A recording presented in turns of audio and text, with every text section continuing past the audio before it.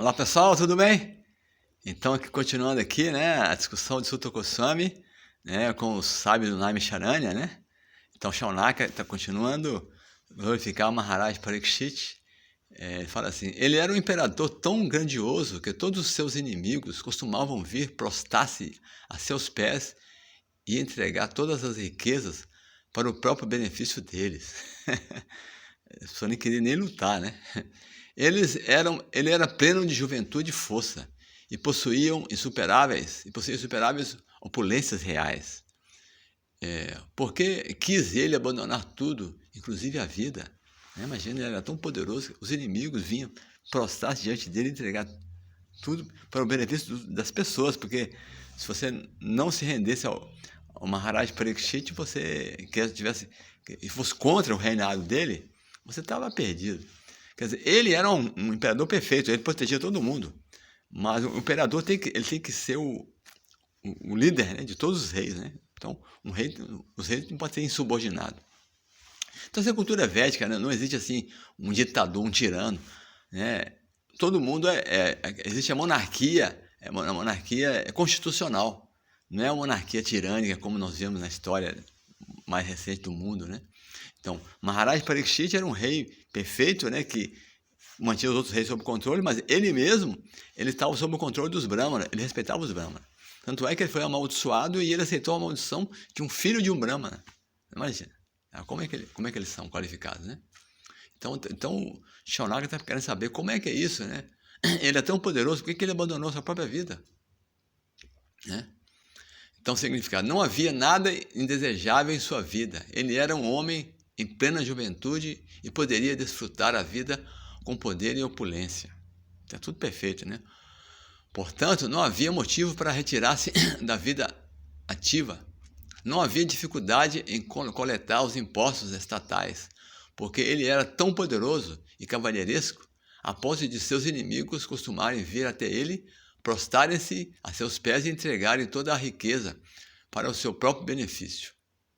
Então, Maharaj Parikshit era um rei piedoso.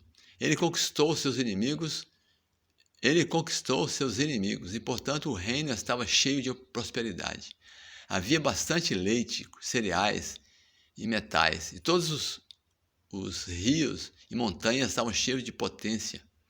Assim, materialmente, tudo era satisfatório. Portanto, não havia motivo de precocemente abandonar seu reino e sua família, sua vida. Os sábios estavam ansiosos por ouvir sobre isso. Né? Ninguém sabia os detalhes, né? Então, continuando aqui. Então, ele fala assim, Shaunaka continua falando, né?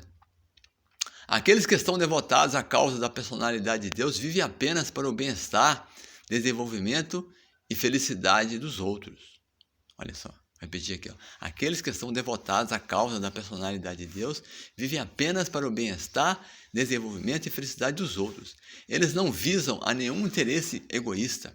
Assim, muito embora o imperador Parikshit estivesse livre de todo o apego às posses mundanas, como poderia abandonar seu próprio corpo, seu corpo mortal, que era o refúgio dos outros?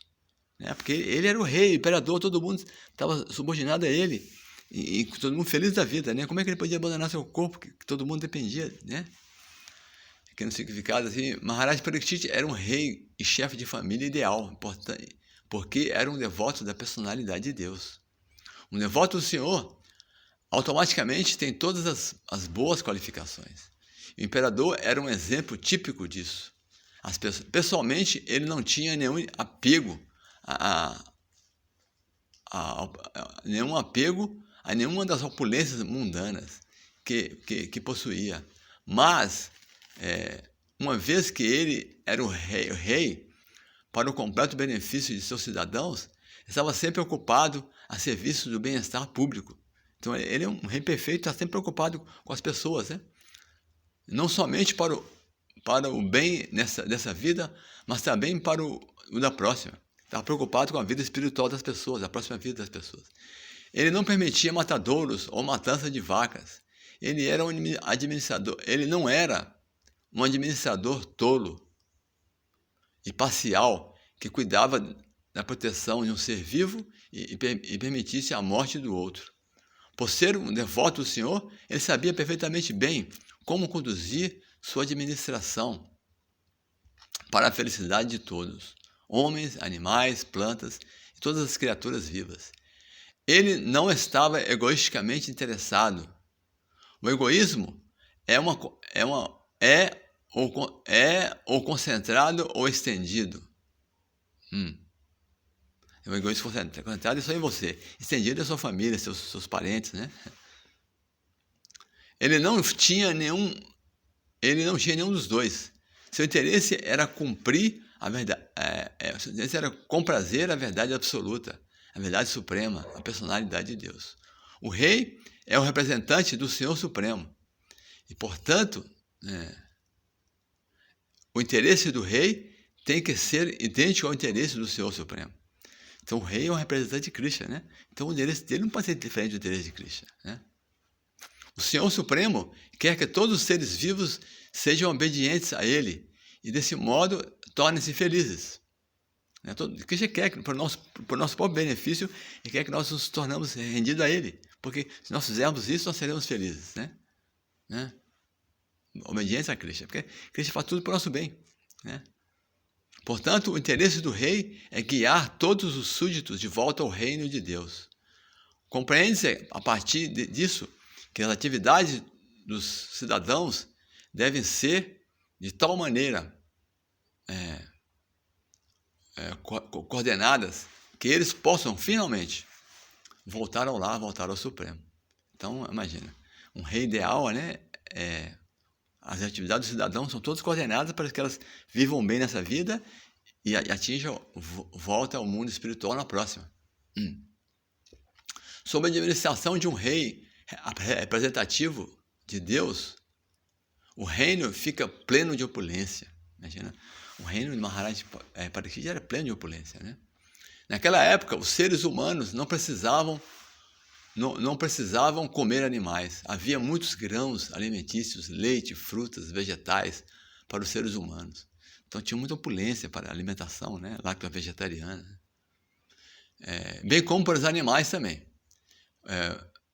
Então havia muita opulência, grãos, para que os animais também, e até os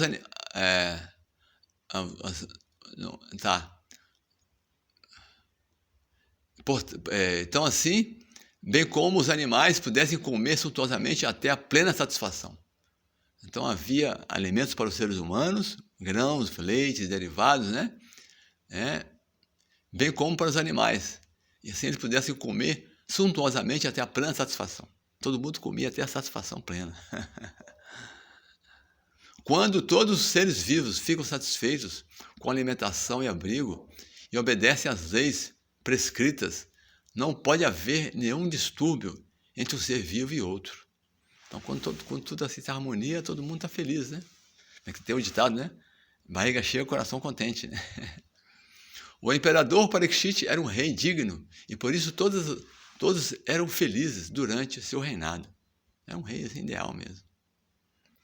Então, o Satyalaka continua falando, né? Sabemos que tu és versado no significado de todos esses temas, todos os temas, com exceção de algumas partes dos Vedas.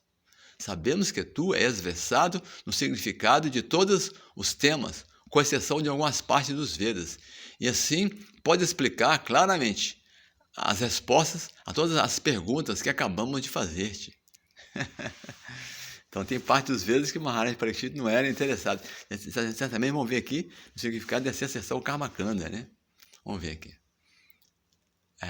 Então, fala aqui que os diferentes Vedas e os Puranas é como a diferença... Não, a diferença entre os Vedas e os Puranas é como a diferença entre os Brahmanas e os Parivadhyakacharyas. Os Brahmanas destinam a presidir alguns sacrifícios frutivos mencionados nos Vedas. Mas o Parivadhyakacharya, os pregadores eruditos, destinam-se a disseminar o conhecimento transcendental entre todas as classes de pessoas. Diferença, né? Vamos continuar no próximo vídeo aí.